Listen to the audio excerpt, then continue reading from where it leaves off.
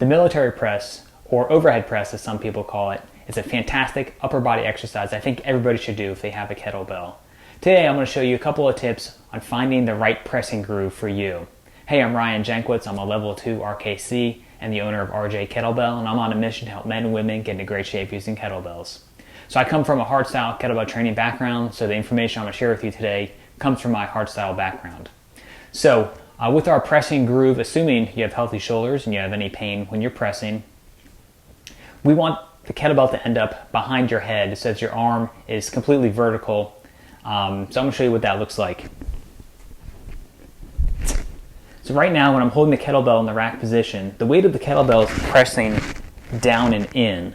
When I go to press the kettlebell, I want to counter that by pressing my forearm back into the kettlebell and up at the same time. So it's going to create this spiral that ends up with a kettlebell behind my head. So I press back into the kettlebell and up at the same time.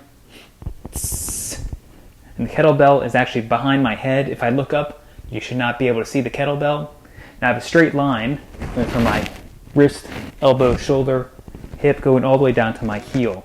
We don't want the kettlebell to end up out in front of you.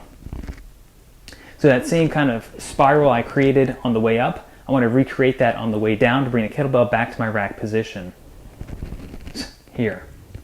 So again, I counter the kettlebell by pressing back into it and up at the same time. And follow that same line back down. For pressing the kettlebell, we want to make sure we don't come out to this 90-degree angle and press from here. This is pretty weak. So we want the arm fairly close to the body, maybe coming off the body about 45 degrees rather than at this 90-degree angle, which is pretty weak. So we have the arm pretty close to the body as we press, and it's one motion rather than going 1, 2, it's one smooth press overhead.